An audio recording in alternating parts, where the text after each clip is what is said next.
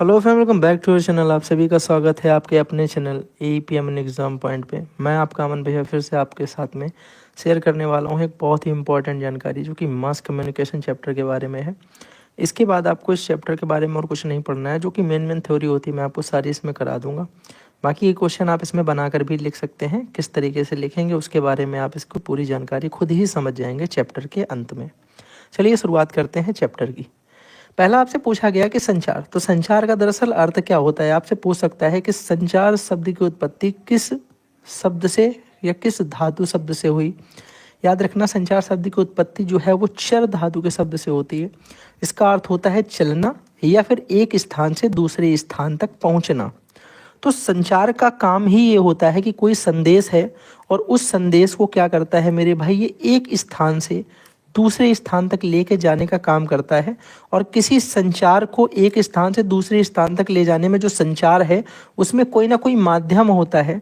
हो सकता है वह माध्यम आपका प्रिंटेड हो सकता है वो इलेक्ट्रॉनिक हो सकता है वो आपका कुछ और तरीके का माध्यम है जिसकी सहायता से आप यहाँ की बात को यहाँ पर पहुँचाते हैं। ठीक है, तो आपको समझ में आ गया संचार क्या है। सरल भाषा में आपको समझना है कि संचार शब्द की उत्पत्ति चर शब्द से हुई है, जिसका अर्थ होता है चलना या एक स्थान से दूसरे स्थान पे जाना। ठीक है, एक स्थान से दूसरे स्थान पर पहुंचना। अतः संदेशों को एक जगह से दूसरी जगह पर भेजना ही हम लोग उसे बोलते हैं कि यह संचार है। तो संचार की डेफिनेशन कंफर्म बोलोगे? बिल्कुल कंफर्म है। अगली बात बताइए। नेक्स्ट बात मेरे भाई ध्यान से सुनना, हम लोग बात करेंगे जनसंचार के बारे में। जनसंचार क्या होती है, तो ध्यान से सुनना। जनसंचार एक ऐसी प्रक्रिया है जिसके माध्यम से सूचना, विचार, मनोरंजन या बड़े पैमाने पर लोगों तक पहुंचाया जाता है। मैं ये मानता हूं कि कोई सूचना है, कोई विचार है या कोई मनोरंजक चीज़ है, उसको बड़े पैमाने पर लोगों तक पहुंचाना और उसमें जिसका हम प्रयोग करेंगे वो सारा का सारा जनसंचार होगा। जैसे कि आपने देखा है कि एक तरफा संचार का एक रूप है जिसमें एक संदेशदाता होता है, जैसे पत्रकार होता है, आपको सारी न्यूज़ आप तक पहुंचाता है। एंटरटेनमेंट वाली न्यूज़ हो, कोई बहुत ही विचार हो किसी का, किसी की कोई सूचना हो, किसी की एक इम्पॉर्टेंट जो है डिबेट आप सुनते हैं, उन सबके माध्यम से जनसंचार मतलब मास कम्युनिकेशन में बढ़ावा मिलता है। मेरी भाई बात करें लेखक की, तो लेखक लिख करके चीज़ों तक आपको पहुंचाता है। फिल्म निर्माता मूवी को प्रोड्यूस करता है, मूवी को बना करके आप तक चीज़ों को पहुंचाता है। मूवी से भी हमें बहुत सारी चीज़ें सीखने के लिए मिलती हैं। फिलहाल तो कुछ अच्छी चीज़ें नहीं मिल रही हैं अभी, लेकिन पहले की मूवियाँ अगर आप देखते हैं तो उसमें आपको बहुत सारी अच्छी चीज़ें मिलती हैं। नैतिक मूल्य भी आपको उसमें मिलते हैं। कई मूवीज़ में आपको मोरल ड्यूटी के बारे में भी बताया जाता है। एक बड़े दर्शक वर्ग को पहुंचाता, मतलब क्या हुआ, ये वही कि एक बड़ा दर्शक वर्ग मतलब एक बहुत सारे लोगों, एक बड़े पैमाने पर लोगों को, यानी पूरे के पूरे विश्व को एक दूसरे से जोड़ना मास कम्युनिकेशन यानी जनसंचार का काम होता है। इसके द्वारा आपको सूचना, विचार और मनोरंजन एक दूसरे तक पहुंचाया जाता है। जैसे पत्रकार हो गया, लेखक हो गया, फिल्म निर्माता हो गया, ये सारे। ठीक है, आगे समझते हैं। अब हम लोग समझते हैं कि जनसंचार के माध्यम क्या होते हैं, यानी एक बात को जन लोगों में पहुंचाना या बड़े पैमाने तक लोगों में पहुंचाना। एक्चुअल में ये वर्क कैसे करता है, आप बोलोगे भैया ये वे चैनल हैं जिनके माध्यम से जनसंचार होता है। यानी वह चैनल का मतलब ये ऐसी चैन है जिसके माध्यम से एक दूसरे से लोगों को जोड़ के रखा गया है।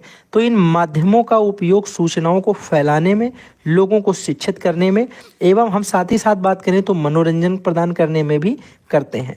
तो वे सारे के सारे चैनल जो एक बात को दूसरे तक पहुंचाने में या पूरी तरीके से फैलाने में प्रयोगित होते हैं, वही हमारे जनसंचार के माध्यम होते हैं। जनसंचार के माध्यम हमारे लिए किस तरीके से आवश्यक है, ये लोगों को शिक्षित करने के लिए, मनोरंजन करने के लिए, इस तरीके की चीज़ों में इसका प्रयोग किया जाता है। तो जनसंचार आपको समझ में आ गया होगा। आगे देख लेते हैं इनके माध्यम के बारे में कुछ इंपॉर्टेंट बातें।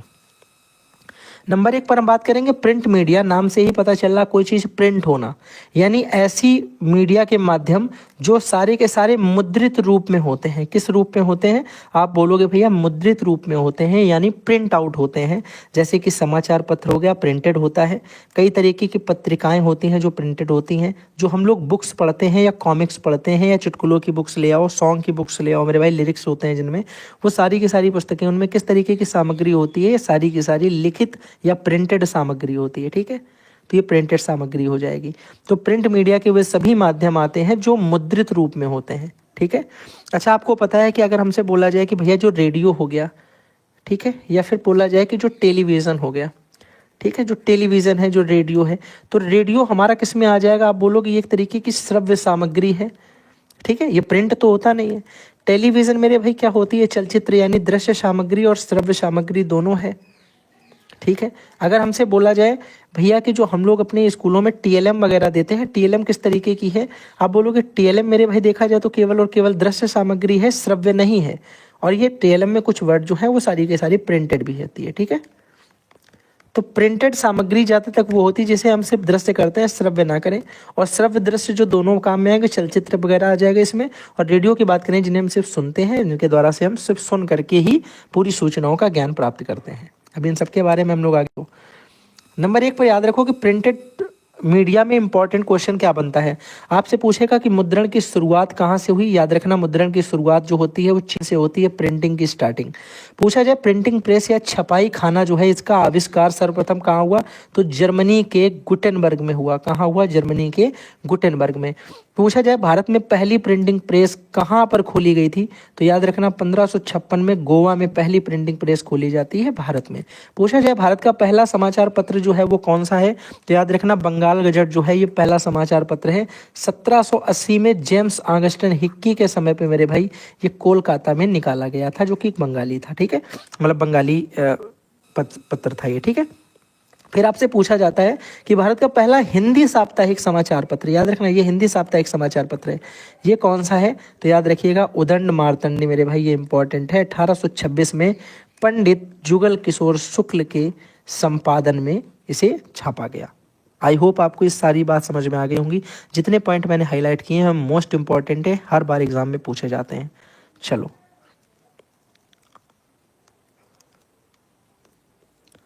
नेक्स्ट नंबर मेरे भाई और देख लेते हैं, इनमें कुछ इंपॉर्टेंट बातें जो हैं। यहाँ पर आपसे बोला गया है कि रेडियो जो होती है वो श्रव्य या ध्वनि माध्यम के अंतर्गत, ये प्रिंटेड नहीं है, ये बात यहाँ पे गलत हो गई है, प्रिंटेड नहीं है, ये हमारी रेडियो मीडिया इंपॉर्टेंट आ जाएगा। रेडियो किस तरीके से इंपॉर्टेंट होता है, रेडियो से रिलेटेड जो इंपॉर्टेंट क्वेश्चन है वो क्या होते हैं ये देखना। तो रेडियो के इंपॉर्टेंट क्वेश्चन में आएगा कि रेडियो जो है वो एक तरीके की श्रव्य या ध्वनि माध्यम के अंतर्गत आएगा। दूसरे नंबर पर रेडियो जो होता है वो टीवी मूलतः एक रेखीय लिनियर माध्यम होता है, ये एक रेखीय माध्यम होते हैं। कैसे होते हैं, एक रेखीय माध्यम। पूछेगा कि जो रेडियो और टीवी है किस तरीके के माध्यम है, बोलोगे लीनियर या एक रेखीय माध्यम है। पूछा जाए कि रेडियो जो होता है वो समाचार की संरचना अखबारों व टीवी की तरह उल्टा पिरामिड, इन्वर्टेड पिरामिड शैली पर आधारित होता है। उल्टा पिरामिड क्या है इसके बारे में भी अभी हम आगे बात करने वाले हैं। तो रेडियो समाचार की बात करें तो ये अखबारों और टीवी की तरह ही किस तरीके से उल्टा पिरामिड शैली पर आधारित होता है। उल्टा पिरामिड शैली के बारे में अभी हम लोग थोड़ी देर में बात करने वाले हैं। पूछा जाए रेडियो का आविष्कार कब हुआ, याद रखना 1895 में जी मार्कोनी, इनका नाम भी याद रखना है आपको, मार्कोनी ने किया। भारत में रेडियो सेवा का प्रारंभ, पूछा जाए सेवा कब स्टार्ट होती है, 1923 में बॉम्बे में स्टार्ट होती है। आगे आपसे पूछा जाए कि भारत का पहला रेडियो स्टेशन, भारत का पहला रेडियो स्टेशन कहाँ पे, 23 जुलाई सन 1927 इसमें बॉम्बे रेडियो स्टेशन बनाया गया था और पहली बार बॉम्बे में ही शुरुआत हुई थी। याद रखना अगर 1930 में रेडियो स्टेशन के राष्ट्रीयकरण में इसका नाम भारतीय प्रसारण सेवा और 1936 में भारतीय प्रसारण सेवा का नाम बदलकर ऑल इंडिया रेडियो रखा गया। इंपॉर्टेंट है, 1930 में मेरे भाई रेडियो स्टेशन का राष्ट्रीयकरण होता है। इसके बाद जो भारतीय प्रसारण सेवा इसका नाम रखा जाता है, वहीं पे 1936 ईस्वी में भारतीय प्रसारण सेवा का नाम बदलकर ऑल इंडिया रेडियो रखा जाता है। पूछा जाए ऑल इंडिया रेडियो का नाम पहले क्या था, तो भारतीय प्रसारण सेवा था। इसका नाम कब परिवर्तित किया गया, तो 1936 में। भारतीय प्रसारण सेवा का राष्ट्रीयकरण कब होता है, 1930 ईस्वी में। याद रखेंगे इस बात को। अगले नंबर पे आ जाओ इलेक्ट्रॉनिक मीडिया के बारे में। इलेक्ट्रॉनिक मीडिया के अंतर्गत ही रेडियो आता है, वो मैंने स्टार्टिंग में जल्दी पहले रख दिया आई थिंक, ठीक है, इसके बाद वो चीज़ पढ़नी थी। इलेक्ट्रॉनिक मीडिया का मतलब होता है वे सभी माध्यम जो चलाने के लिए इलेक्ट्रॉनिक उपकरणों का प्रयोग करते हैं, यानी जो इलेक्ट्रॉनिक उपकरण होते हैं वो सारे के सारे इलेक्ट्रॉनिक मीडिया होते हैं जिनके द्वारा हमें सूचना प्राप्त हो सके, ठीक है। ऐसे बोलोगे भैया मिक्सी, तो मिक्सी से हमें क्या ही सूचना प्राप्त होती है, टेलीविजन हो गया, कंप्यूटर हो गया, इंटरनेट से हम लोग जो कंप्यूटर में देखते हैं चीज़ें वो हो गई, वेब हो गया हमारा, ठीक है। और क्या बोलते हैं हम लोग, हमारा जैसे गूगल है तो आपको इलेक्ट्रॉनिक मीडिया है क्योंकि हम लोग कंप्यूटर पर ही चलाएंगे। तो जो कंप्यूटर उपकरण हो गया ये एक तरीके से इलेक्ट्रॉनिक उपकरण है ना। तो जिन उपकरणों या माध्यम, ऐसे मीडिया जिनके माध्यम से हम लोग जानकारी प्राप्त करते हैं, वो हमारे जनसंचार माध्यम है। लेकिन वो अगर इलेक्ट्रॉनिक से चलता है तो वो इलेक्ट्रॉनिक मीडिया के अंतर्गत आता है। ठीक है, अब जैसे रेडियो हो गया, टेलीविज़न हो गया, कंप्यूटर हो गया, इंटरनेट हो गया, ये सारे के सारे इलेक्ट्रॉनिक मीडिया है। बिना इलेक्ट्रॉनिक के या बिना इलेक्ट्रिसिटी के ये वर्क नहीं करते हैं। तो रेडियो, टेलीविज़न और सिनेमा, इनके बारे में भी हम लोग थोड़ी थोड़ी सी बातें अपने आगे वाले पेज पर करते हैं। चलो देख लेते हैं क्या है। बात करें रेडियो, टेलीविज़न और सिनेमा के बारे में, तो रेडियो से मेरे भाई क्या अभिप्राय होता है कि रेडियो एक ऐसा माध्यम है जो ध्वनि तरंगों का प्रयोग करके सूचना को मनोरंजन प्रसारित करता है। तो जो हमें सूचना किस रूप में दे, ध्वनि तरंगों के रूप में, सिर्फ श्रव्य सामग्री के रूप में, वो रेडियो होता है।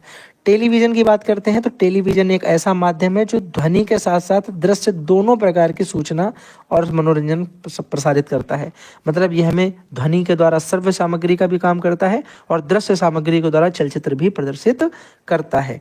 आगे हम बात करेंगे सिनेमा की, तो सिनेमा मेरे भाई एक ऐसा माध्यम है जो चलती हुई तस्वीरों को ध्वनि के साथ में उपयोग कहानियां बनाता है।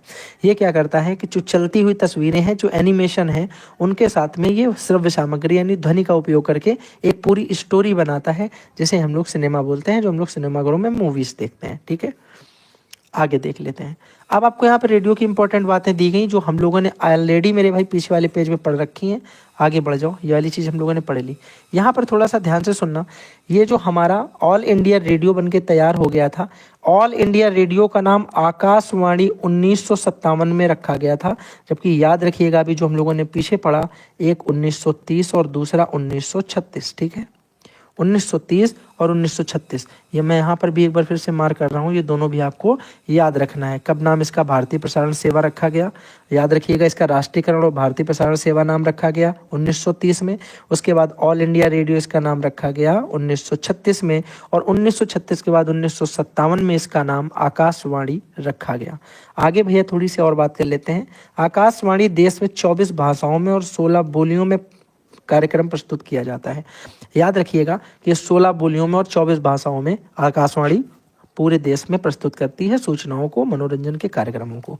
याद रखेंगे कि 1993 में एफएम यानी फ्रिक्वेंसी मॉड्यूलेशन जिसे बोलते हैं, इसकी शुरुआत होती है।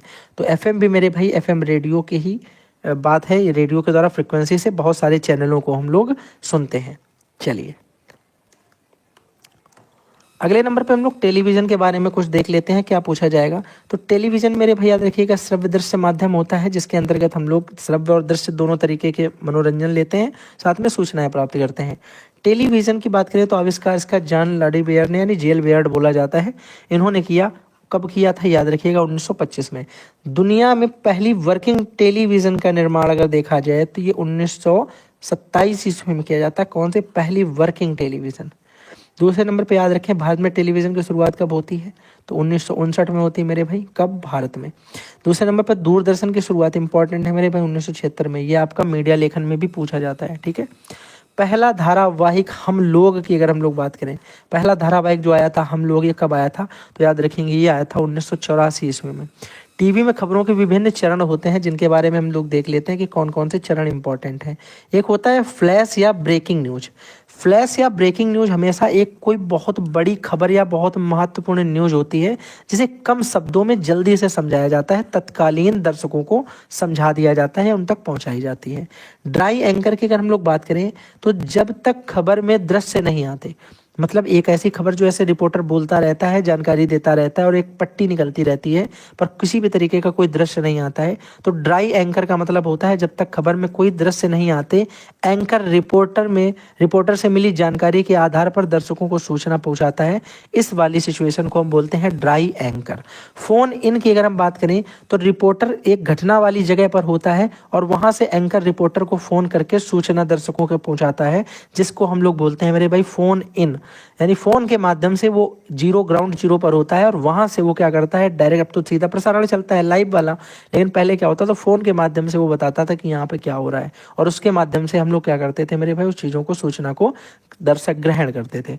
एंकर विजुअल क्या होते हैं, देखना ध्यान से।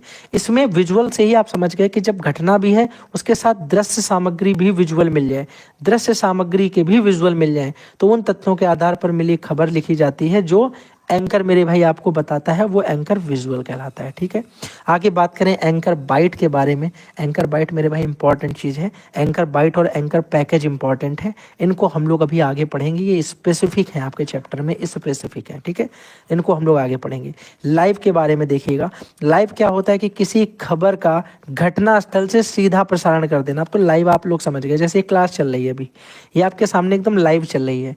आप कोई कमेंट लिखते हैं तो आपकी कमेंट इस प्लेस पे हमें दिखाई पड़ेगी यहाँ पे। ठीक है, तो इस तरीके से ही लाइव मेरे भाई जो सीधा प्रसारण किया जाता है, आपको लाइव दिखाया जाता है कि लाइव आप दर्शन कर रहे हैं।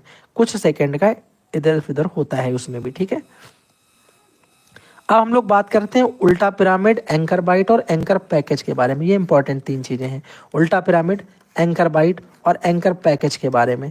ये तीनों शब्द पत्रकारिता से बहुत ज़्यादा संबंधित हैं और बहुत ज़्यादा ये महत्वपूर्ण है, आपके क्वेश्चंस जो बन सकते हैं। पहले नंबर पे देखिएगा, उल्टा पिरामिड से आप क्या समझते हैं। तो उल्टा पिरामिड एक तरीके से अगर देखा जाए तो यह एक लेखन शैली होती है, लिखने की कला, जिसमें सबसे महत्वपूर्ण जानकारी पहले दी जाती है और फिर कम महत्वपूर्ण जानकारी दी जाती है और उसके बाद में मनोरंजन की बातें बता दी जाती हैं, ताकि आपका जो आपने इंपॉर्टेंट जानकारी सुनी वो आपको थोड़ा सा आखिरी में मजा भी आ जाए। तो लास्ट में हम लोग सबसे कम जानकारी देंगे और उससे भी कम जब ना बचे और थोड़ा सा चैनल में समय बच जाता है तो वहाँ पे मनोरंजन एड्स वगैरह भी वो चला देते हैं मेरे भाई। ठीक है, एड्स वगैरह भी दिखा देते हैं। तो ये वाली सिचुएशन होती है। तो उल्टा पिरामिड का मतलब होता है कि उल्टा पिरामिड, भाई पिरामिड ऐसा, ठीक है, हमने मान लिया पिरामिड हो गया। अब सुनना, पिरामिड की अगर हम बात करते हैं तो याद रखिएगा, उल्टा पिरामिड का मतलब मान लो यहाँ पे पहले कम इंपॉर्टेंट बातें थी, यहाँ पे थोड़ी उससे ज़्यादा इंपॉर्टेंट थी, यहाँ पे उससे ज़्यादा इंपॉर्टेंट थी, ये सब याद कराने के लिए। लेकिन जब हमने शुरुआत की तो उल्टे तरफ से कर दी, यहाँ से कर दी। तो पहले मोस्ट इंपॉर्टेंट, फिर उससे कम इंपॉर्टेंट, फिर उससे भी कम, फिर उससे भी कम, फिर सबसे कम, और फिर फालतू वाली बातें कुछ। तो जो कि एंकरों के पास इस समय सबसे ज़्यादा है कि सबसे ज़्यादा फालतू बातें अब बीच बीच में करते हैं वो लोग। तो ये बात आपको समझ में आ गई होगी। ठीक है, आगे हम लोग बात करते हैं भैया, अगले पेज पे चलते हैं। यहाँ पे आपसे बोला गया है कि उल्टा पिरामिड, देखो अल्ट्रा पिरामिड लिख गया है यहाँ पे, ये गलत है। ठीक है, उल्टा पिरामिड है ये। तो उल्टा पिरामिड की भी कुछ महत्वपूर्ण क्वेश्चन बनते हैं, इनके बारे में देखना कि उल्टा पिरामिड शैली के तहत समाचार 3 हिस्सों में लिखा जाता है। पहले नंबर पे तो इंट्रो लिखते हैं हम लोग। इंट्रो का मतलब जो हम लोग शुरुआत में 2-3-4 बातें बोलते हैं कि hello friend, welcome back to your channel, आप सभी का स्वागत है आपके अपने चैनल AEPMN एग्जाम पॉइंट पे। इसी तरीके वो लोग बोलते हैं कि welcome back to your channel. Channel नहीं बोलते हैं क्योंकि अगर वो न्यूज़ वाले हैं तो ऑफकोर्स वो अपने जो सब्सक्राइब थोड़ी ना करवाएंगे, वो तो अपने मान लो टीवी पे जो प्रसारण चलता है कि आप सभी का फिर से स्वागत है एक बार हमारे धारावाहिक में जिसका नाम है आर पार, सभी लोग देखते हैं ना, अमीश देवगन जी। तो यहाँ पे ध्यान से सुनिएगा कि खबर के मूल तत्व को शुरू 2-3 जो शुरुआत की पंक्तियां होती हैं स्टार्टिंग वाली, जिन्हें बताने से खबर में कम से कम अहम हिस्सा होता है। मतलब इनका कोई भी लेना देना जो है उससे नहीं है। स्टार्टिंग में खबर के मूल तत्व को शुरू में ही वो बता देते हैं, ये वाली बात हो रही है। जैसे मैंने आपको बताया, ध्यान से सुनना, अभी जैसे जयपुर में कोई कांड हो गया तो मैंने बताया कि जयपुर में एलपीजी की जो है टक्कर होने से, एलपीजी के जो सिलेंडर है, सिलेंडर वाली गाड़ी थी, उससे टक्कर होने पर भारी भीषण आग लगी जिससे कई लोग घायल हो गए। तो 14 लोगों की मृत्यु हो गई, भी ये बता दिया। लेकिन ये नहीं पता चला कि ये गाड़ी कहाँ से आ रही थी, दूसरी गाड़ी जिसमें लड़ी वो कहाँ से आ रही थी, जा कहाँ रहे थे, कैसे लड़ी। ठीक है, कोहरा था क्या जो नहीं दिखा, या फिर कोहरा नहीं था। तो मतलब कुछ आपके जो डाउट्स हैं वो क्लियर नहीं होंगे। आपको एक तरीके से ये बता दिया गया कि ये चीज़ें मैं आगे बताऊंगा। तो अब आप क्या करोगे, पूरी न्यूज को ध्यान से देखोगे। तो स्टार्टिंग में जो मुखड़ा होता है, जो लीड होती है, जो इंट्रो होता है, वो बता देना कि पूरी जानकारी अब आगे दी जाएगी। डायरेक्ट आप ये देखो कि हेडिंग क्या है। तो वो जो हेडिंग है, जो इंट्रो है, जो मुखड़ा है, वो हम लोग पहले करते हैं। दूसरे नंबर पे बॉडी स्टार्ट होती है जो कि समाचार का विस्तृत ब्यौरा होता है, और आखिरी में हम क्या करते हैं, उसे समापन कर देते हैं। तो ये 3 तरीके से उल्टा पिरामिड काम करता है मेरे भाई। बात समझ में आ गई।